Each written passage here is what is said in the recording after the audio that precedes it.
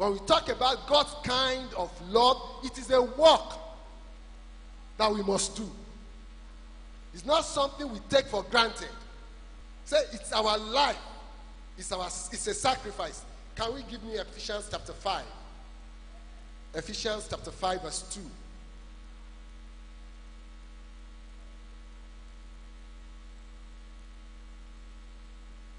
Ephesians 5:2. Okay.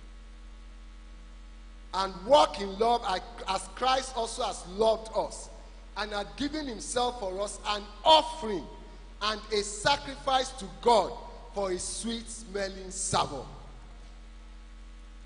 So loving God. So if we are going to love God to the utmost, we must see it as a work that we must be committed to.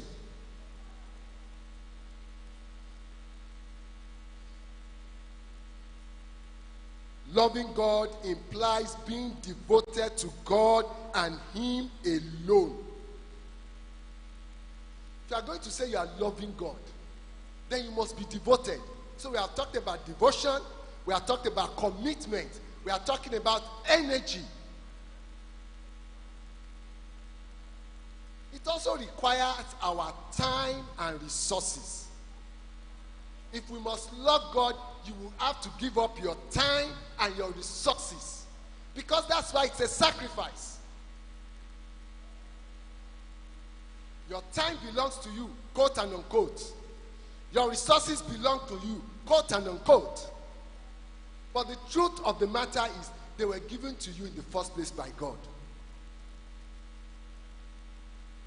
So why are we holding it back from him? Why are we holding what we have been given back from using? And a woman that are not ready to commit themselves to one another, then they are not ready for marriage in God's context.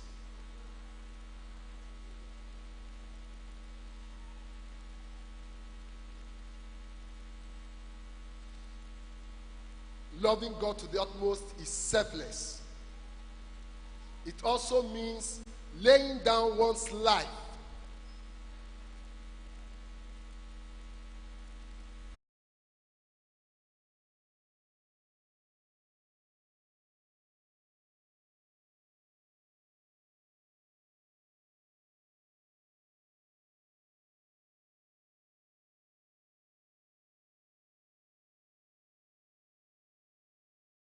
be ready not to give up on God, even when situations and circumstances seems to be going contrary to us.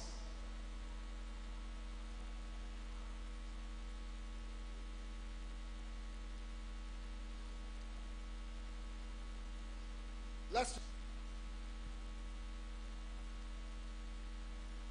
Lord did not set his love upon you, nor chose you because you were more in number than any people, for you were the fewest of all the people. Next verse. But because the Lord loved you, and because he will keep the oath which he had sworn unto your fathers, as the Lord brought you out with a mighty hand, and redeemed you out of the house of bondmen, from the hand of Pharaoh, king of Egypt. Next verse. Know therefore that the Lord thy God, he is God, the faithful God, which keepeth covenant and mercy with them that do what? That love him and keep his commandments. That was God speaking to the children of Israel.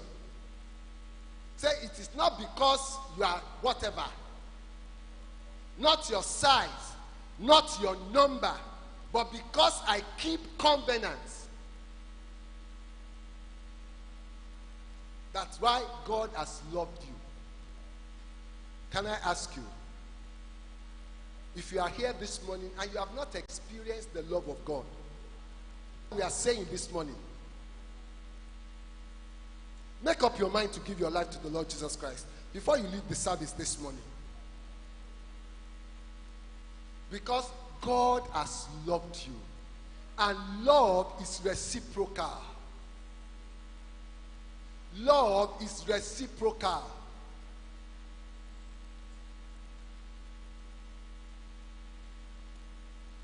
For the couples here, love is reciprocal.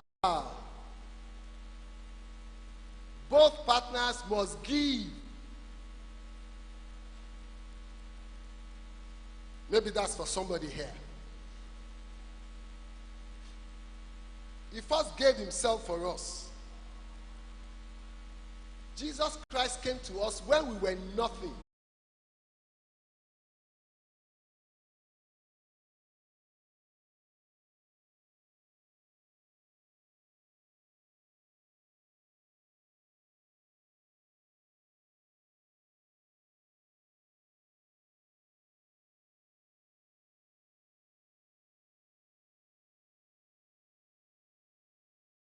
He can give. He gave his only begotten Son to redeem us unto himself. So what are we? We know the story of Abraham. I won't bother us because of time. We know the story of Abraham in Genesis 22. Thou loved and sacrificed. Abraham did not hesitate. Abraham did not ask God questions.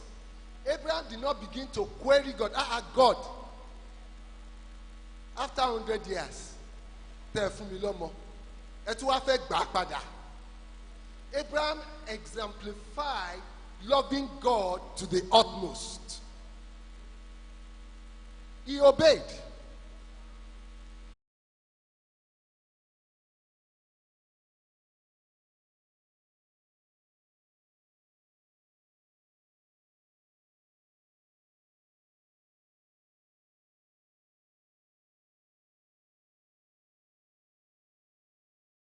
To affect that padà ṣé kò ní dàbẹ̀ ní pé ẹ̀ tiẹ̀ dání ṣé kò ní dàbẹ̀ pé ẹ̀ nice, but the man didn't argue. He just said let's go, and the boy also followed.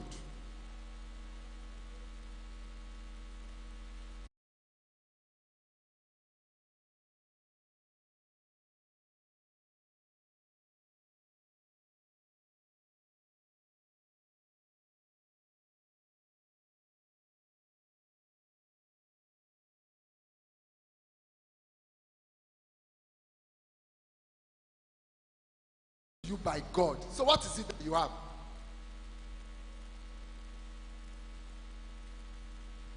I have that teacher in my secondary school days. When he's trying to explain some things in Bible knowledge, like we call it in those days, BK. And he says, and that's still the way some of our children behave. He said the father gave him a fish to eat. And the father now asks, give me part of that fish. The man said, there's somebody behind. What was that? Tantoloru. That was the cat. And you know cats are very good at taking smell. The moment the cat saw the fish, he just snatched the fish from the body.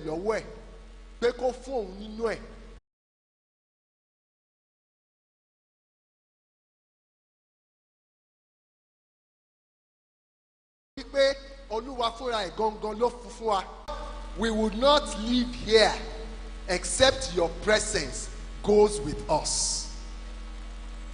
If we are going to cultivate the presence of the Lord, then we must give him our totality.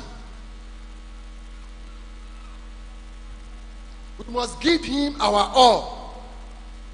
So it predisposes us to God's abiding presence. You can see that John chapter 14, verses 21 to 23. Number 2, it brings about the preservation of our lives and make us to be more fruitful. If we don't give to God, we can't receive. Giving to God is like sowing, and when you don't sow,